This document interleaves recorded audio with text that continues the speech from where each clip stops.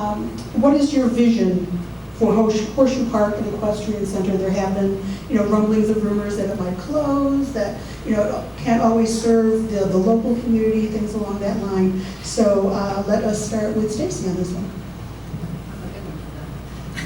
Make sure you talk.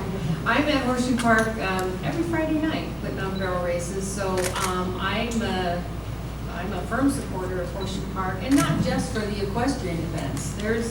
That park has so much potential, and I think we don't even realize how lucky we are to have such a park in our community. We draw riders from all over the valley. I have people that come up from Tucson because we're so lucky to get to run there. I have people that come from Camp Verde, the north end of town. Do you guys know how lucky you are? And so we are very fortunate, and I think and I attended one of the meetings where we talked about the different parks and the trails and access to Horseshoe Park, and it was funny because there's just I go there and I go to the flat car track races with my husband the night after I've been there barrel racing. I've been there for other community events, the rodeo. That is just a huge venue, and such a great part of this community that we really need to utilize. Okay, anybody else? Matt? So I know it's been mentioned already, and this is just a small encouragement. I actually went out and Tim Lynch invited me to come out and see the park and talk about the things that are going on there. And I just want to encourage all the citizens, if you have an interest in knowing about the park, and he will take you around and show the whole thing to you gladly. And also just because I wanted to know more, because I knew there was going to be some discussion about that. And I wanted to know more what was going on. And they've done a wonderful job. We have a ways to go still, but they've done a wonderful job in increasing the revenues of the park and getting it there. And I do see it as an integral part of the founder's vision for our town. And so thank you, Tim, for keeping it going. We're not quite there yet, but I know you're the man that can help us get it there, so thank you. Thank you, Matt. I look at us, and I look at Gilbert, the other places around, and we're a great town. Horseshoe Park is one of those things that distinguishes us from the others. It gives us an identity, helps others to understand more who we are, and it draws tourism into our town. Not a lot of tourism. I don't know if how much tourism we want, but it brings in a lot of out-of-town people in. It brings a lot of out-of-town revenues from tax dollars in. It's a great place to go spend some time.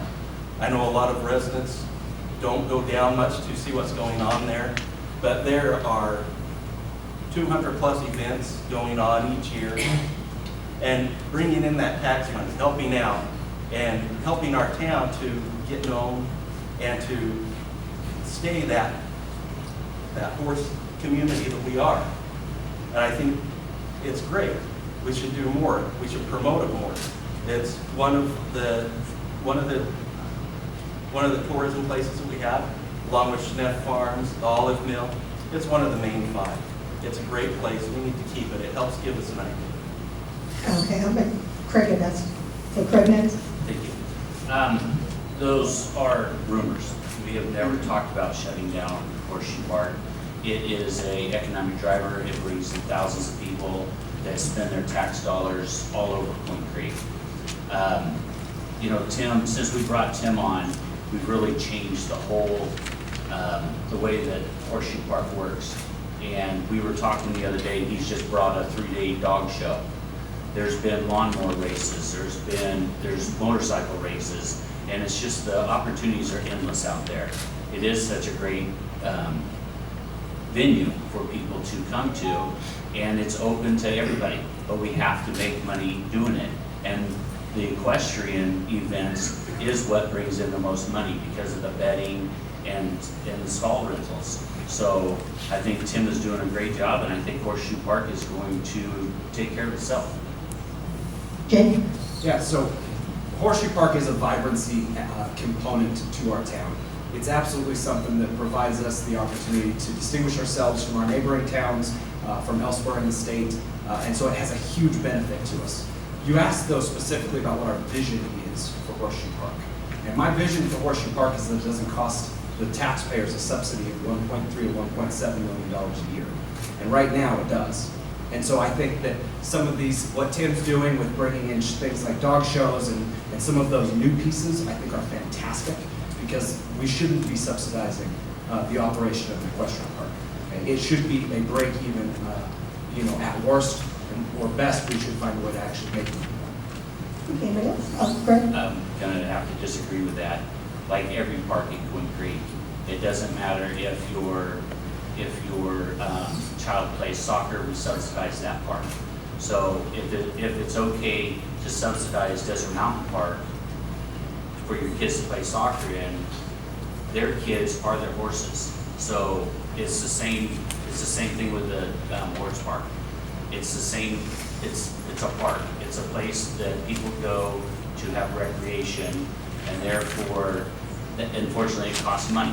We did it at 2 different times, so the costs of the other parks are a little bit lower, but when we do this new park that we're supposedly gonna open, hopefully if everything goes right, we'll be opening another 30-acre park this year. That's going to cost us money, and it always will, because that's what government does for the quality of life for communities. So when, Okay, I'll give Jake one last Yeah. chance to respond. yeah, actually, Craig, that's an inaccurate analogy, because Desert Mountain Park or the new 30-acre park or any of those types of parks serve the entire body of our constituency. Okay? Horseshoe Park serves a niche. The town just commissioned its own study on how many properties within our boundaries actually still have horses on them. Okay, so I'm not talking about how many properties have the ability to have horses, but how many actually still have horses, and it's 100. It's 100 homes out of 35,000, divided by 3 point whatever, so we're at 10,300 homes. It's 100 homes.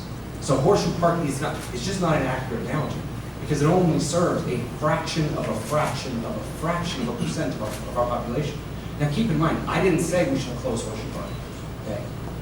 I think we need to find a way to create other opportunities at that park so that we don't have to subsidize at 1.3 or 1.7 million dollars a year. Okay, anybody else? Robin? Thank you, Wendy. So I'm going to jump in and say, first of all, hindsight is 20/20. We'd all love to go back and make different decisions than what we did in the past. The fact of the matter is, what this council has done is committed itself to being responsible and to change directions where we see it's appropriate to make adjustments.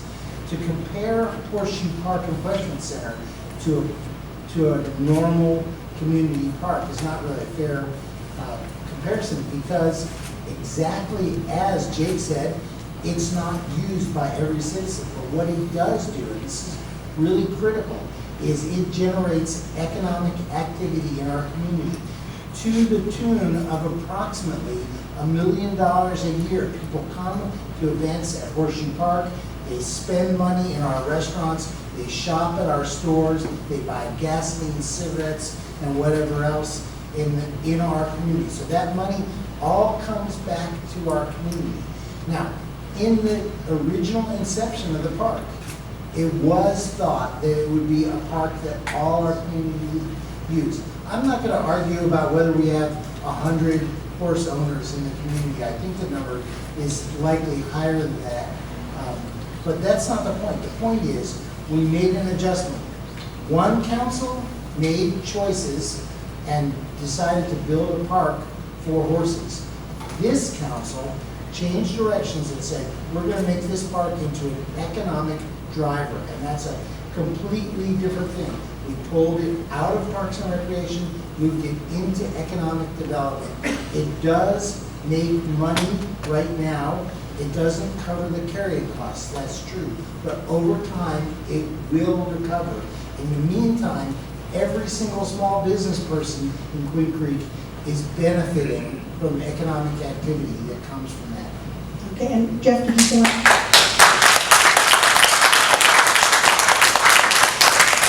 I think my comments are largely in keeping with Councilmember Bennings in that I think the answer was somewhere in between Mr. Hoffman and Mr. Barnes, in that there is a bit of red ink right now. None of the people at this table this evening actually voted on Horseshoe Park. However, once we were in office, one of the things, as Councilmember Benning mentioned, we did was push to make this park, we pushed it into economic development so that it was a facility that we would advertise and that would have a lot more uses than just a community arena. So I guess for me, the analogy between parks would be, for instance, if we had a NASCAR racetrack here. Granted, not many people have a stock car in their backyard. However, you can see where that is an economic driver for a community. And so I think that while we need to continue to make strides and reduce the red ink, number one, it's not going to be closed, but number two, it really can be and is a jewel for our town and does differentiate us and can absolutely be an economic driver for the future once the debt is paid off. Okay, thank you. Next question, actually, kind of go